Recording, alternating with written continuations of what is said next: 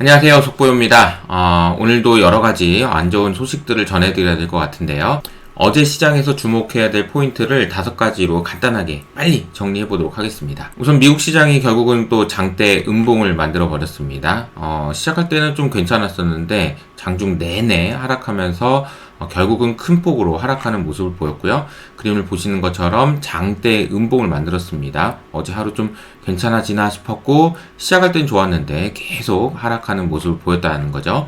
그리고 변동성 지수 빅스도 급등하는 모습을 보였습니다. 제가 이제 피어 앤 그리드 인덱스라고 해가지고 시장이 얼마나 공포를 느끼고 있는지 탐욕스러운지를 보여주고 있는 지표인데요. 이것은 극단적인 공포 구간에 있는지가 꽤 오래됐어요. 이렇게 오랫동안 극단적인 공포에 머무른 구간이 있었나 싶을 정도로 지금 심각한 상황이라고 보시면 되겠습니다. 어제 이제 주식도 그렇지만 채권 시장도 인상적이었던 게 주식이 이렇게 보통 빠지게 되면 잠깐만 그러면은 야 안전자산으로 가자 그러면서 채권에 대한 수요가 많아지면서 채권 금리는 좀 낮아지는 경향을 보이는데 어제는 금리도 올랐다. 즉 채권의 가격은 떨어졌다라는 것이 인상적이었습니다.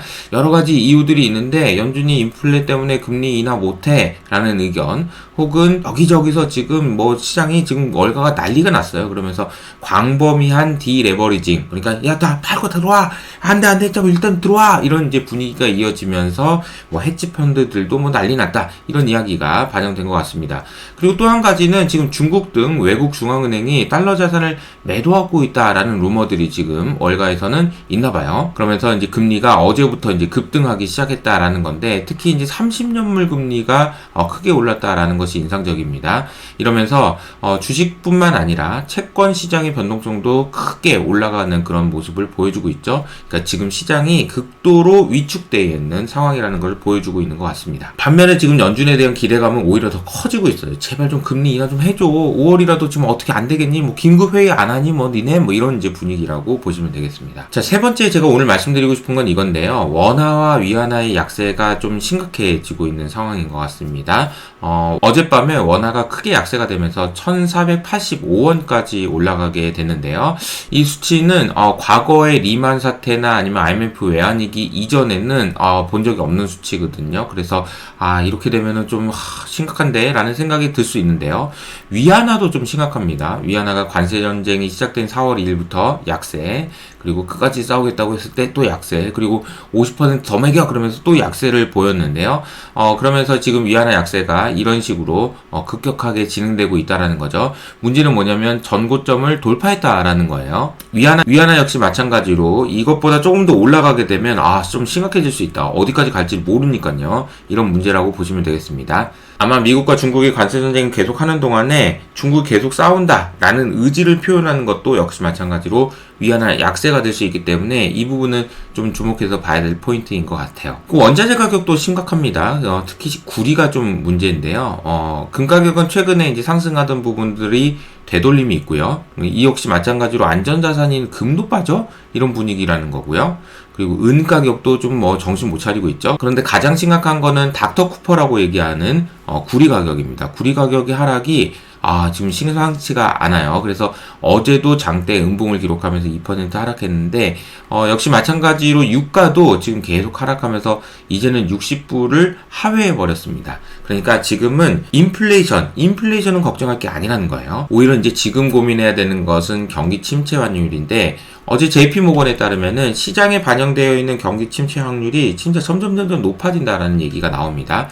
그래서 소형주 러셀 2000에 반영된 거는 작년에는 1%였는데 지금은 79%. 매우 높은 확률로 경기 침체가 올 거라는 것을 러셀 2000은 지금 반영하고 있다. 그만큼 주가가 많이 빠졌다라는 거죠. 방금 전에 말씀드린 구리를 포함한 원자재 가격도 68%를 반영하고 있고요. 그리고 S&P는 작년만 해도 무슨 경기 침체냐 그랬는데 지금은 62%를 반영하고 있습니다. 한 가지 특징적인 것은 하이힐드 채권이나 회사채 채권에서는 그래도 경기 침체 가능성 아직은 그렇게 높지 않아 라고 이제 반영하고 있다라는 건데요. 이건 두 가지 해석이 가능한 것 같습니다. 만약에 회사채 시장에서까지 경기 침체를 반영하면 진짜 심각한 상황이 될 수 있다라는 것도 있고요. 또 한 가지는 회사채 시장이 맞아. 경기 침체 없는데 괜히 지금 시장이 호들갑 떠는 거야. 라는 것이 맞을 수 있는데 중요한 것, 확실한 것은 지금과 같이 미국과 중국이 계속해서 강대강 대결 구도를 이어간다면 심리가 위축된 것이 실제 경기로 반영되면서 경기 침체를 피할 수가 없을 거라는 점입니다. 어제 시장이 흔들렸던 것은 결국 이제 중국의 104% 관세 부과를 기정사실화했던 것이 가장 큰 원인이라고 볼 수 있을 것 같고요. 좀 전화 좀 하고 좀 통화 좀 해봐, 이런 이제 생각이 들긴 하는데, 중국에서 이제 어제 나온 이야기까지만 하면 신영관 대표님의 영상에 보면 이렇게 돼 있죠. 덩페이 따오디 라고 해서 관세만 올린 것이 아니고요, 중국에서 미국에게 지금 여러 가지 관점에서 끝장을 보겠다라는 의미로 WTO 제소, 그리고 히토류 수출 제한 등등 여러 가지 대응책들을 내놓고 있다라는 것이 이제 문제인 것 같습니다. 이런 상황에서 이제 트럼프는 이런 표현을 썼습니다.